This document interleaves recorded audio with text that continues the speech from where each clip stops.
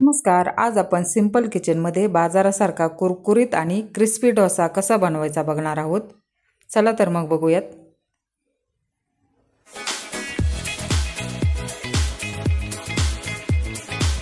डोसे बनवण्यासाठी आपल्याला ह्या ठिकाणी मापासाठी एखादी वाटी किंवा ग्लास घ्यायचा आहे. मी वाटी घेतली आहे आणि त्या वाटीने बरोबर 3 वाट्या तांदूळ मोजून घेतले आहेत.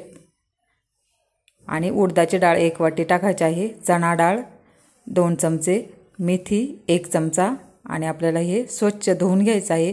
तर ह्या ठिकाणी मी रेशनिंगचा तांदूळ वापरला आहे, तर तुम्ही जुना ठेवणीतला तांदूळ वापरू शकता. आता पाणी ओतून पुरेसे 7 ते 8 तास आपल्याला भिजवून घ्यायचं आहे.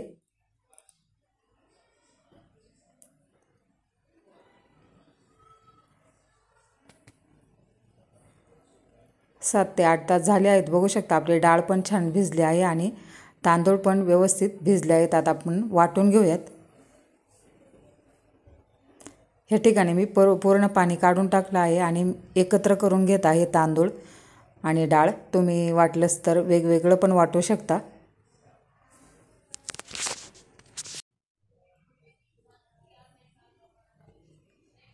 पाणी वतायचं आहे थोडंसं. मी या ठिकाणी मिक्सरचं बारीक भांडं घेतलं आहे. तुम्ही मोठ्या भांड्यात पण वाटू शकता.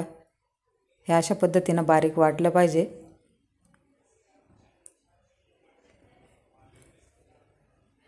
अशा पद्धतीत पूर्ण वाटून घ्यायचं आहे. तर मग मैत्रिणींनो, तुम्हाला जर माझे व्हिडिओ आवडत असतील तर चॅनलला लाईक सबस्क्राईब करायला विसरू नका. बघू शकता अशा पद्धतीने मी पूर्ण आपले तांदूळ आणि डाळ वाटून घेतले आहेत. आता थोडंसं फेटून घ्यायचं आहे या ठिकाणी 1, 2, 3 मिनटे.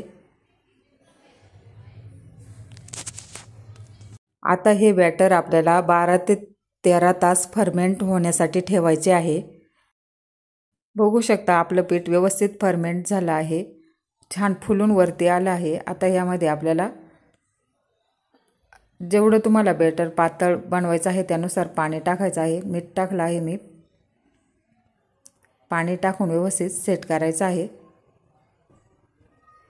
किती तुम्हाला पातळ घट्ट पाहिजे त्यानुसार याची हे बॅटर बनवायचं आहे तुम्हाला.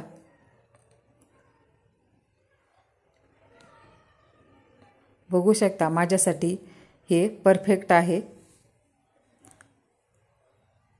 तर आपण आता चटणी बनवून घेऊयात. तर ह्या ठिकाणी मी तव्यावर 4 ते 5 मिरच्या टाकल्या आहेत. आपल्याला व्यवस्थित भाजून घ्यायच्या आहेत या मिरच्या. याने आपली चटणीला टेस्ट छान येते. लसूण टाकायचं आहे.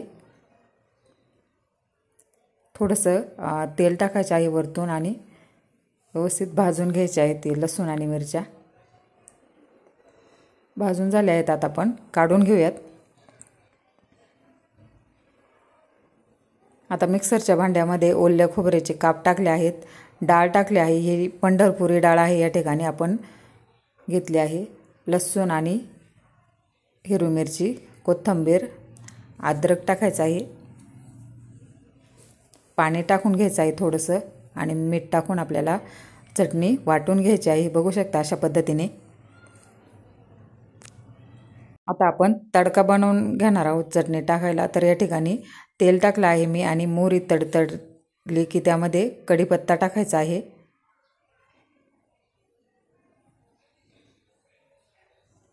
हिंग टाकायचं आहे. आता आपण चटणीमध्ये ओतून घेऊयात.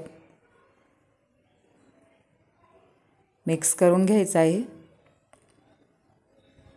तर अशा पद्धतीने तयार आहे आपली डोस्याची चटणी. आता डोसे बनवायला घेऊयात. तर या ठिकाणी मी पॅन गरम करून घेतला आहे. तेल लावायचं आहे त्याला. आता मधोमध आपलं डोस्याचं बॅटर सोडायचं आहे आणि गोल राऊंडमध्ये आपल्याला डोसा बनवून घ्यायचा आहे. बघू शकता हलक्या हाताने अशा पद्धतीने.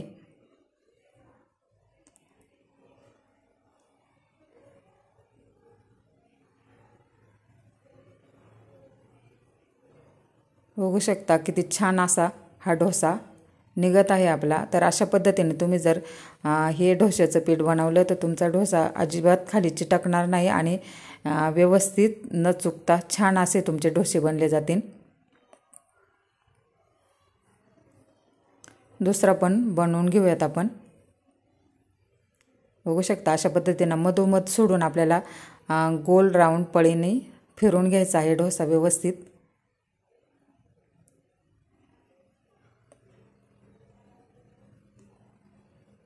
तेल लावायचं आहे थोडंसं वरतून।